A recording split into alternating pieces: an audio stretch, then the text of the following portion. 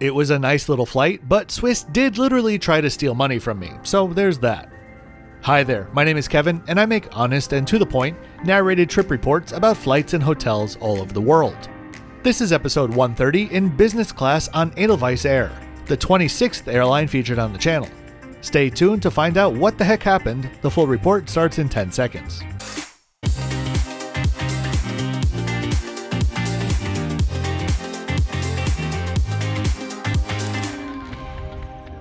Welcome to the backseat of a Volvo. Pretty comfortable actually. I'm on my way to Schiphol Airport and I am a full 3.5 hours early because, well, Armageddon. If you'd like to know the exact fare that I paid for this flight, or my next 5 videos in queue, please check out the description below. As we approached the terminal, we saw what we thought at the time were remnants of the chaos that was going on here, with security lines taking hours to pass through. But just a few weeks ago, from when I'm editing this, I saw reports that they were again having issues. Considering how efficient my entire experience was today, it's kinda strange to believe. Something else that's kinda strange is the sheer quantity of sponsored travel quote-unquote reviews on the internet these days. Whether the sponsorship is disclosed or not, we all know that you can't fairly judge a product or experience if they're literally paying you to be there. And that's why this review is unsponsored, and what you hear and see today is my own honest opinion, because this flight was 100% self-funded. If you enjoy authentic travel content, please consider giving the channel a sub and checking out my Patreon in the description below. Y'all are the sponsors of this video, so thanks in advance for stopping by. As far as the airport itself goes, my only criticism I could muster up is less than clear signage. When I walked into the terminal, I literally couldn't figure out where I had to go, and even once through security, I walked in circles for a bit, trying to find the lounge since all signage refers to generic shopfront numbers instead of actual names. Anyway, not a big deal though, and security was super simple. I entered through the priority line, but was then brought back to the normal line since it was moving faster. Amsterdam seems to be living in the year 2042 because here you can absolutely leave everything inside your bag. Because I travel with a lot of electronics in my bag, I'm pulled aside around half the time, and today was no different. But they brought me to the end of the counter and pulled up a 4D scan of my bag, and I believe that the agent was just going through and overriding each automated alert which the scanner found. After 20 seconds of her looking around the scan, I was on my way. She didn't even open the bag. Fantastic system. Star Alliance has a new branded lounge in Amsterdam, so that's where I was in search of. In case you too find yourself looking for it, follow the signage to Lounge 26 through 29, one level above, and you'll find it. The lounge was very Star Alliance-y and had a great assortment of seating areas and decent food and drink selections. Keep in mind this is around 7:30 in the morning. After I did my filming, the desk agent came up to me and asked me why I was filming. I'm not often asked about filming, but I generally reply with another question such as, "Oh, is filming not allowed?" She mentioned that they're just short-staffed still, and that she was worried that things wouldn't look great. Well, I saw nothing to be concerned about and enjoyed my time in the lounge thoroughly. Alright, as we look around and then walk to the gate, let me start to explain about Swiss trying to steal my money, etc. I'm gonna give you the Cliff's Notes version because it's literally a 4-month-long story. Originally, I booked my flight in June through Expedia, since the fare wasn't available on Swiss's website. Everything totally normal. 2 weeks before any trip that I take, I go through the flights flight by flight and recheck all of my seats. When I checked, my flight was cancelled. I checked my email, there was no notification, didn't get a call. I logged in, and Expedia's site said that it was cancelled as well, and I had a flight credit. I called Swiss, they said they cancelled it for lack of funding. They sent me over to Expedia. I double checked, and sure enough, I was charged directly by Swiss. Called Expedia, and didn't really care as long as I could get the flight credit to work for the flights that I had already, which were still available for actually even cheaper than my original flights. After an hour on the phone, the agent couldn't select the flights that we could both see.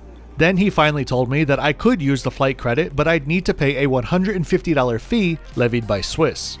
Went back and forth with Expedia for 5 days with no resolution and no way to fairly use the credit. All they could do was tell me that the ticket was cancelled because of a glitch between the finance and ticketing departments at Swiss. So I called American Express and disputed the charge, then rebooked the exact same flights with Swiss directly on their website. That's part 1. After walking quite a ways to our gate, B23, I arrived just in time to see our aircraft pull in. Now, you may be wondering, why is this an Edelweiss flight? Well, honestly, I'm not too sure. I don't know how many Swiss flights this applies to, but for this flight, sometimes it's a Swiss aircraft, sometimes Edelweiss, sometimes even Air Baltic, but the onboard service is basically all Swiss. For today's flight stats, we took off 50 minutes late and made it up to just 33,000 feet for an 11-minute cruise on this 1-hour flight to Zurich, landing just 23 minutes behind schedule, which was fine since I had a 6-hour layover in Zurich anyway.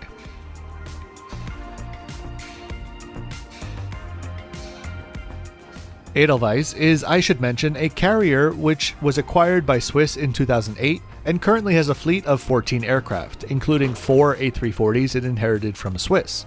Its previous A330s were transferred to Brussels Airlines and Eurowings Discover. By the way, all of these airlines are owned by Lufthansa.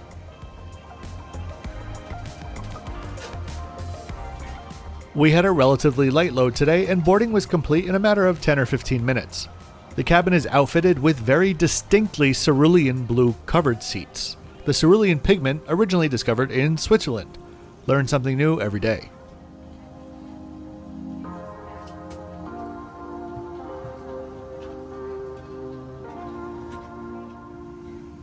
At this point, I believe all narrow-body Lufthansa Group planes feature a version of this uber slimline Recaro seat, which is fine for an hour or two, but it's so thin that you can actually feel the frame when you're sitting. At least this version has headrest though. Legroom was sufficient, and as is typical with Euro Business Class, the center seat is blocked, but in reality I had the full row of 3 seats to myself. The always appreciated air vents were above, and each seat featured a coat hook and a sticker instructing you how to access the on-demand IFE. Bottles of water and wet wipes were handed out, and we can take a look at how much legroom the bulkhead seats have. I don't like putting my backpack in the overhead bin, so I generally don't choose them.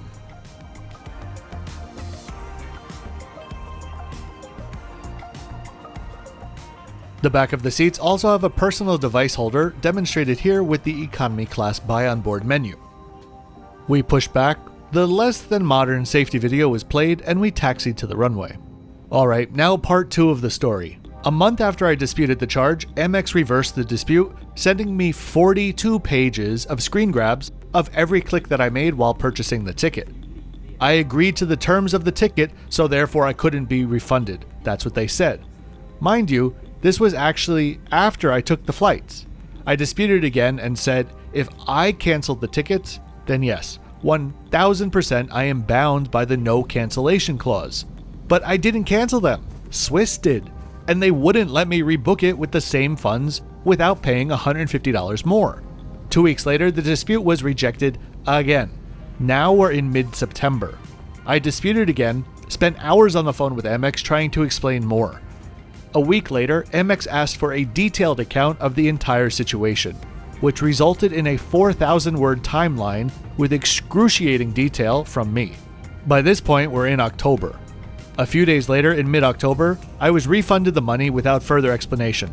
In total, that took 15.5 hours of my time on the phone gathering info or typing documents. Thanks, Swiss.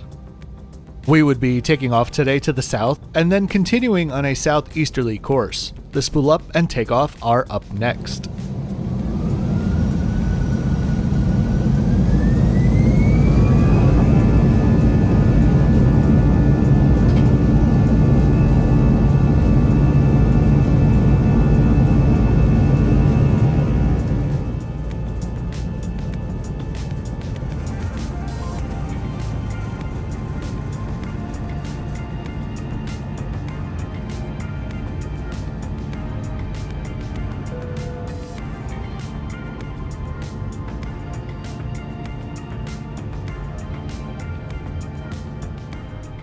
What seemed like just minutes after takeoff, breakfast was served. There were no choices, but it did have a little bit of everything, and it was really tasty, so I didn't mind the lack of options.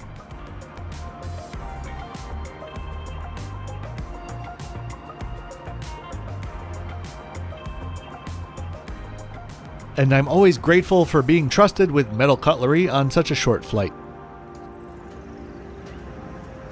After the meal service, the crew came around with chocolates as we began our approach into Zurich. In retrospect, I should have been on the other side for better views, but it's hard to complain about the Swiss hills and pastures.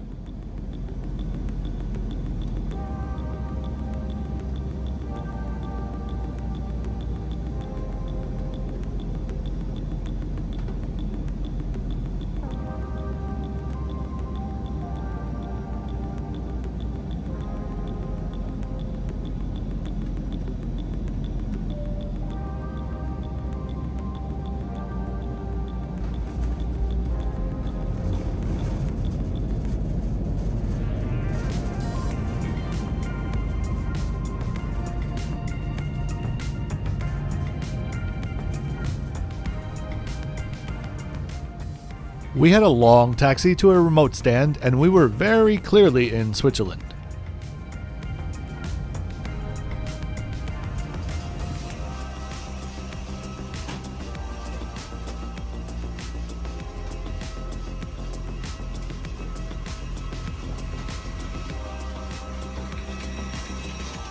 A nice final view of our colorful bird, and then we were bussed to the terminal.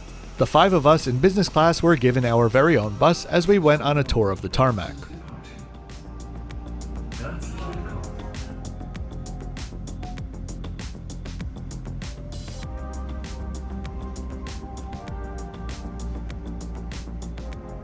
Finally, I made it inside and began searching for my home for the next 5 hours, the Swiss Lounge.